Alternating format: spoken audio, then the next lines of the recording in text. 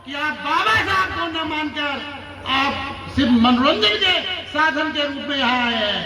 जितने लोग बाबा साहब को मानने वाले लोग हैं, उनको जरा सा गर्मी और जरा सा प्यास नहीं मंजूर हो रहा है।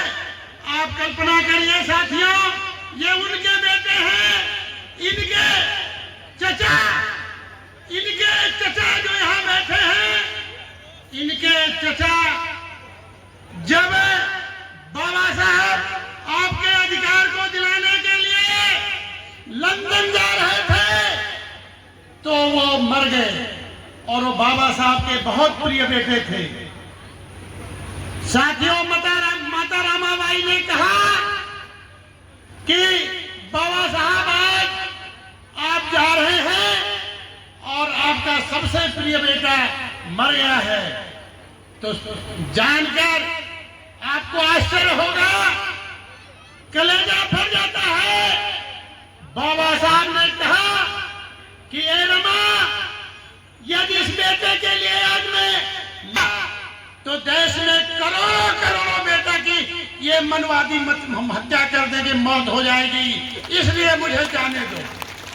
बजाइए कि बाबा साहब यहाँ भी हो, उनको एहसास हो कि मेरा पोता वहां बैठा है और देश के जौनपुर के लोग उसका स्वागत कर रहे हैं।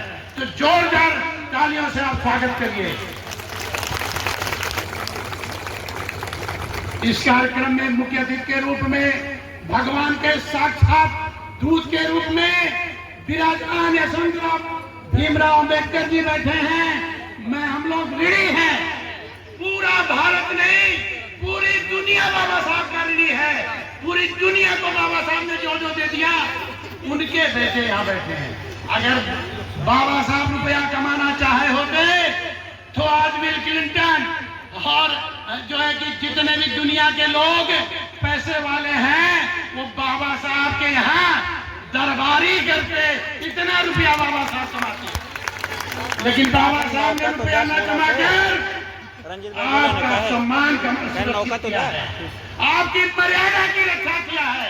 ये वही देश है जहां पर आज भी हम इस बात के लिए संघर्ष करते हैं कि हमें इंसान समझा जाए, हमें बराबर का मौका दिया जाए, हमारी माँ बहनों की इज्जत भी बराबर समझी जाए, हमें जिंदगी के हर अवसर पे बराबर का मौका दिया जाए। लड़ाई अभी इसी तक पड़ी है। बाबा साहब के संविधान को जिस दिन लागू कर दिया गया तो हमारी एक एक माँ बहनें जो यहाँ पर जमीन पे बैठी हैं, उनको सिंहासन पे, उन्हें राजगद्दी पे, उन्हें अध्यक्ष बनाने में, उन्हें विधायक बनाने में, उन्हें कलेक्टर बनने में, उन्हें कप्तान बनाने में देश का प्रशासन मनवादी लोग रोक नहीं पाएंगे। साथियों, मंच पर विराजमान है, संपूर्ण भारत में नहीं दुनिया में अम्बेडकरवाद की व्याख्या करने वाले, अभी हाउस ऑफ कॉमर्स में अपनी प्रस्तुति प्रस्तुत करने वाले, पूर्व भारत सरकार में प्रमुख आयकर आयुक्त और वर्तमान में भारत सरकार में वित्तीय सलाहकार के रूप में बैठे सुभचंद साहब का मैं हार्दिक दिल से स्वागत अभिनंदन करता हूं। जोरदार इनके लिए भी ताली बजा के स्वागत करके साथी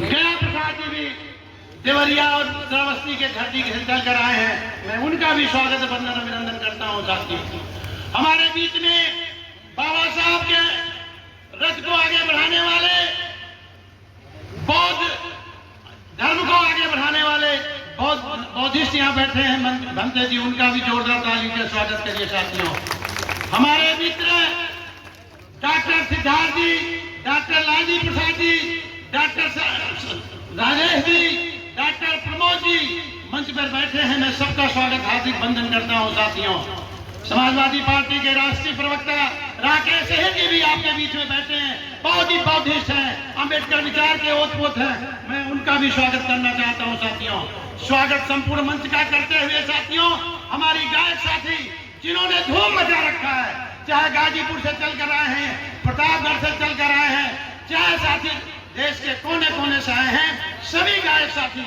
हमारे लोग गद्य की भाषा कम, गायन की भाषा ज्यादा समझते हैं, इसलिए सभी गायक साथियों का सामाजिक आंदोलन में, इस आंदोलन में आपके योगदान के धन्यवाद और बधाई देते हुए आपको भी हार्दिक स्वागत वंदन अभिनंदन करना चाहता हूं। साथियों आज कार्यक्रम है, हम जिसको सुनना चाहते हैं हम उनको अपना पूरा समय देना चाहूंगा। लेकिन एक बात जान लीजिए, आज चक्रवर्ती सम्राट अशोक का और मानवर कांशीराम की जन्मशती है। साथियों अपना पूरा समय मैं बाबा साहब के पौत्र यशवंतराव भीमराव अंबेडकर जी को देकर इस निवेदन के साथ आपको अपनी बात पूरा करता हूं कि आप उनको एक एक शब्द सुनकर ही यहां से जाने का काम करेंगे। बहुत बहुत धन्यवाद आयोजक साथी। जय भीम, जय भारत।